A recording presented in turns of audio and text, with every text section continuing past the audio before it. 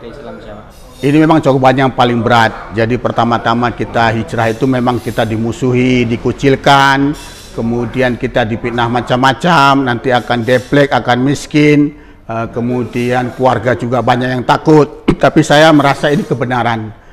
Jadi kebenaran saya sampaikan seiring dengan waktu, alhamdulillah satu persatu keluarga saya mulai hijrah, kan gitu. Satu persatu mulai hijrah. Adapun yang tidak hijrah, minimal dia sudah tidak takfiri lagi. Ini sebagai langkah kita, muamalah kita kepada saudara kita, bahwa memang saudara yang sudah mengucapkan syahadat itu saudara muslim kita. Jadi dia akan membuat suatu kepemimpinan yang ini, yang di luar golongannya itu halal darahnya, ini berbahaya. Itu yang mau kita luruskan. Saya pikir begitu. Jadi pertimbangan, arti kata jangan sampai ini salah, kan gitu. Jadi arti kata dalam agama ini, kalau kita salah dalam hal ini fatal. Kita nggak bisa kembali setelah kita meninggal dunia. Saya pikir ini yang perlu diperbaiki.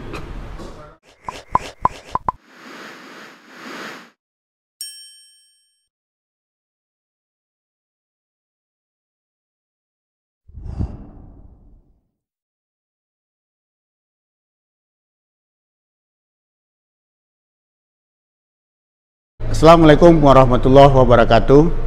Alhamdulillahirrahmanirrahim. Asyhadu an la ilaha illallah wa asyhadu anna Muhammadan abduhu wa rasuluh sallallahu alaihi wasallam. Perkenalkan, nama saya Pak Ahmad Kadri. Saya dari Medan, Sumatera Utara. Kemudian saya mengaji di Islam Jamaah dari mulai tahun 2000 sampai dengan 2018. Bagaimana awal Bapak bisa masuk Islam Jamaah? Umur berapa, Pak? Waktu itu saya masih kebetulan baru pulang dari Jepang, jadi saya memang bekerja di Jepang. Terus saya tertarik dengan Islam Jamaah karena memang saya kebetulan diajak ke Malaysia. Sampai di Malaysia itu saya dikasih tempat, dikasih makan di tempat Islam Jamaah, sehingga saya melihat wah ini cukup bagus Islamnya, rukun dan kompak. Dari situlah saya mulai belajar mengaji di Islam Jamaah. Seiring dengan waktu, ya 2018 itu kita, sebelum 2018 saya juga sering kebetulan membawa teman-teman umroh ke Mekah dan Madinah.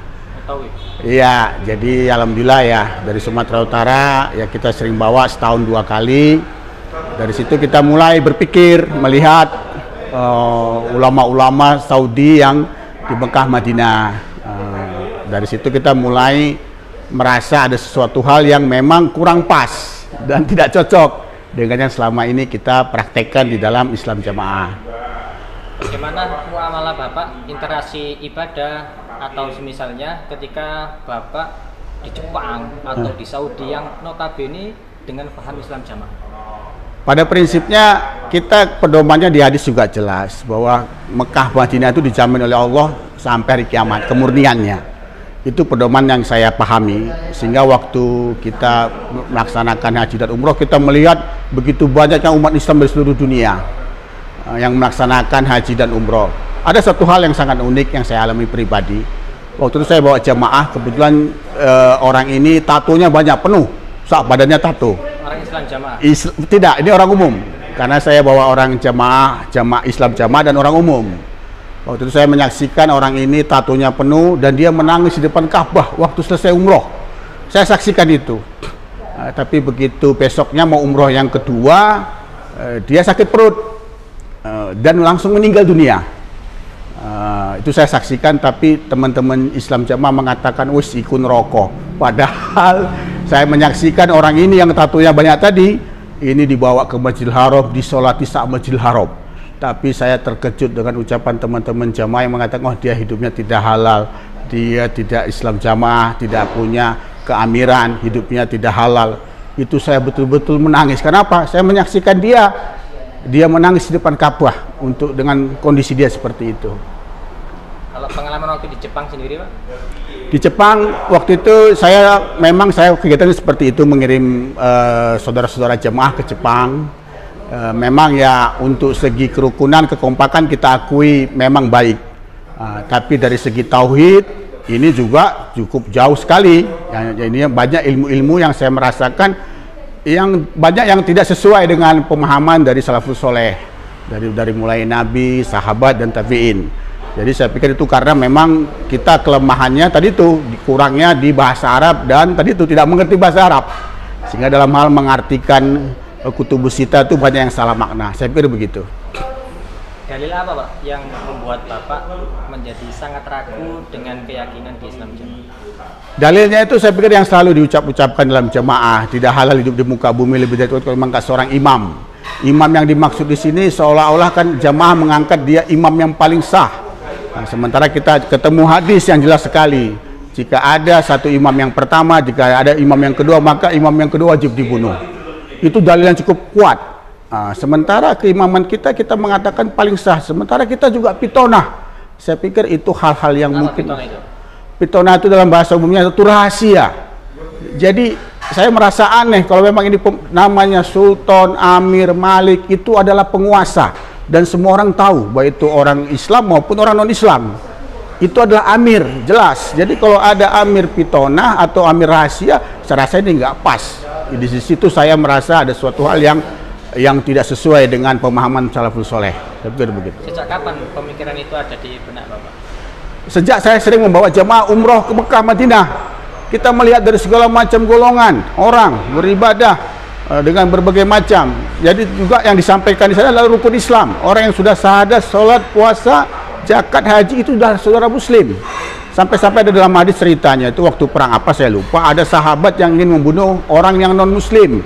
Tapi begitu pedangnya sudah di leher tadi, tiba-tiba orang kafir mengucapkan kalimat syahadat. Kasus ini sampai ke Nabi. Dari situ kita bisa meyakini bahwa syahadat itu pintu masuknya Islam dan digaransi masuk surganya Allah. Adapun dia punya dosa itu lain lagi, terpisah. Saya pikir begitu. Apa yang Bapak terima dari sebelum ke situ, bagaimana proses hijrah Bapak ketika sudah diumumkan oleh pengurus itu?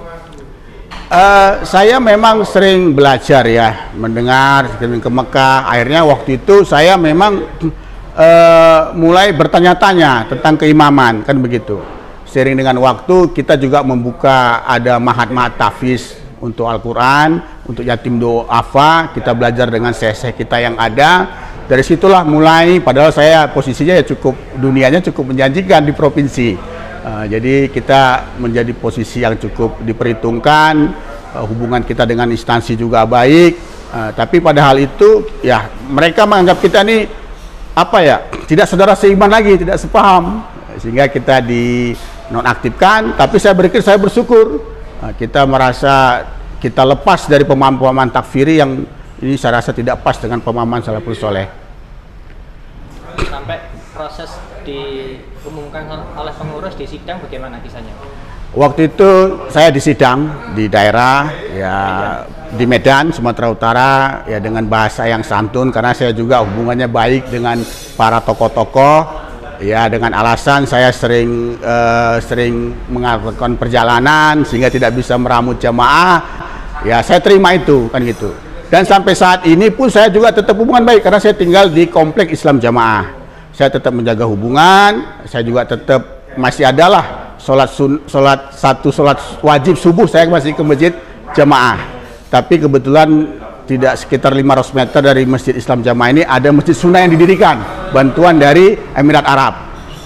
Tapi saya tetap menjaga hubungan yang baik, ya saya pikir itu, tapi tetap kita menjaga tauhid kita itu yang paling utama. Bagaimana dengan keluarga? Apakah menerima atau bagaimana ketika memutuskan keluar dari Islam Jamaah? Ini memang cobaan yang paling berat. Jadi pertama-tama kita hijrah itu memang kita dimusuhi, dikucilkan, kemudian kita dipitnah macam-macam, nanti akan deplek, akan miskin, kemudian keluarga juga banyak yang takut. Tapi saya merasa ini kebenaran. Jadi kebenaran saya sampaikan seiring dengan waktu, alhamdulillah satu persatu keluarga saya mulai hijrah, kan gitu. Satu persatu mulai hijrah. Adapun yang tidak hijrah minimal dia sudah tidak takfiri lagi. Ini sebagai langkah kita, muamalah kita kepada saudara kita bahwa memang saudara yang sudah mengucapkan syahadat itu saudara muslim kita.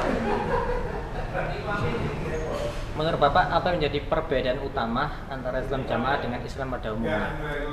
Islam Jamaah ini memang ini mengajarkan untuk fanatik kegolongan. Dan ini memang ada pemahaman-pemahaman yang indikasinya bisa radikal. Ini cukup berbahaya sebenarnya. Jadi pemahaman-pemahaman yang menganggap fanatik golongan ini nanti bisa menjurus ke indikasinya ada bibit radikal, karena jika dia nanti besar dan menguasai suatu wilayah atau kekuasaan, ini bisa terjadi anarkis. Ini yang terjadi di beberapa negara, seperti kita bilang di Yaman atau di negara-negara yang lain kan gitu. Jadi dia akan membuat suatu kepemimpinan yang di luar golongannya itu halal darahnya. Ini berbahaya. Itu yang mau kita luruskan, saya pikir begitu. Pesan atau nasihat yang pertama kepada para pengurus Islam Jamaah. Pesan saya kepada pengurus jamaah, terutama para mubalek ini supaya bisa banyak belajarlah. Karena Quran hadis itu semua dalam bahasa Arab, dan yang paling benar memaknaannya adalah orang Arab. Dan orang Arab itu ada di Mekah Madinah kemurnian itu. Jadi saya berharap para mubalek supaya belajarlah bahasa Arab. Jadi jangan kita merasa pol sendiri, ini yang paling berbahaya. Jadi kalau sampai salah makna dan ini para ustadz-ustadz ini mubalik menyampaikan tidak benar kepada jamaah, ini dosanya akan ditanggung sampai hari kiamat. Saya pikir ini perlu dipertimbangkan kepada mubalik-mubalik yang sudah memahami ilmunya. Belajarlah bahasa Arab yang benar, dan kita harus yakin kemurnian itu adalah di Mekah Madinah. Saya pikir gitu. Sejauh Bapak waktu di sana, seberapa gencar bahasa Arab itu dipelajari di Islam Jamaah Jokam? Saya merasa minim sekali, bisa dibilang hampir tidak ada. Kita bisa mengartikan kutubus sita yang begitu luas maknanya, kita nggak ngerti bahasa Arab. Oh, jadi saya pikir saya begitu masuk ke teman-teman yang memahami pemahaman salafus soleh, wah kita tertinggal di bawah. Jadi saya pikir alangkah memang ya seangkat bodohnya kita sekali jika kita mengartikan Quran dan hadis tanpa kita mengerti bahasa Arabnya.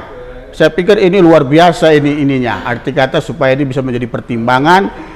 Arti kata jangan sampai ini salah kan gitu. Jadi arti kata dalam agama ini kalau kita salah dalam hal ini fatal. Kita nggak bisa kembali setelah kita meninggal dunia. Saya pikir ini yang perlu diperbaiki. Yang kedua, nasihat untuk orang jamaah yang awam, yang mereka takut nanti kalau keluar di begini. Nasihat kepada saya, kepada saudara jamaah, jangan takut.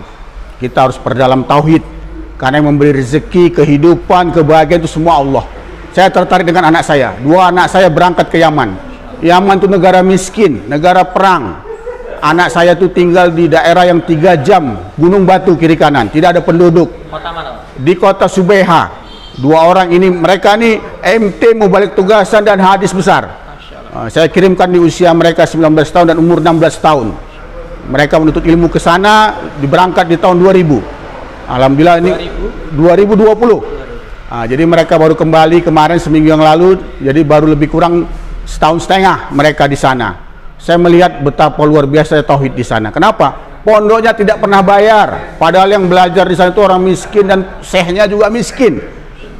Rumahnya juga dengan batu beralaskan tanah, batu-batu cadas itu. Mereka makannya pagi dengan roti keras dengan pakai kuah kacang. Siang juga mereka juga makan nasi pakai kentang, nggak ada lauk. Malam hari juga seperti itu. Sehingga anak saya belajar di sana, saya menyadari luar biasa tauhid itu. Syekhnya itu membuat gratis, ada sekitar 30 orang saudara-saudara seiman dari Indonesia di Subaiha tadi, di markis di Subaiha. Kemudian ada lebih kurang 50 orang dari orang-orang Ethiopia. Mereka tanpa bayar di sana sama sekali. Tapi mereka bisa mencari ilmu. Yang paling pertama diutamakan adalah tauhid, bahwa yang memberi kehidupan, rezeki, kebahagiaan itu adalah Allah. Itu harus garis bawahi. Jadi saudara jemaah yang hijrah jangan takut nanti dia akan jadi kere, jadi miskin, jadi marah, itu tidak benar. Karena semua yang memberi rezeki itu adalah Allah. Terakhir, harapan Bapak untuk pemerintah dan masyarakat tentang Islam Jamaah. Harapan saya bagi masyarakat supaya bisa menasihati saudara-saudara kita, karena mereka juga masih saudara Islam kita, saudara Muslim kita. Jadi ini bagi pemerintah juga begitu. Ya, ini perlu kita beri masukan, nasihat supaya mereka bisa ke jalan yang benar dan lurus. Jadi saya pikir ini masih saudara Muslim kita yang perlu kita beri nasihat, bimbingan bahwa Quran hadis yang benar itulah di Mekah Madinah. Kita bergurulah ke sana supaya kita pas ilmunya. Saya pikir begitu. Untuk pemerintah sendiri, Pak? Untuk pemerintah sendiri saya berharap ini bisa dipantau terus kegiatannya, karena kita khawatir ada hal-hal yang menimbulkan indikasi bibit-bibit radikal. Ini yang kita antisipasi. Jadi saya minta kepada pemerintah juga bisa mengawasi, kalau bisa mengirimkan ustadz-ustadz yang ada untuk bisa arti kata sosialisasi yang baik ke dalam Islam Jamaah. supaya ini bisa balik ke jalan yang benar. Saya pikir begitu. Sekian penutupan. Ya, saya terima kasih. Mudah-mudahan bermanfaat bagi saudara seiman dan seluruh Islam jamaah bisa memahami yang saya sampaikan ini. Harapan saya semoga bisa lancar dan barokah. Assalamualaikum warahmatullahi wabarakatuh.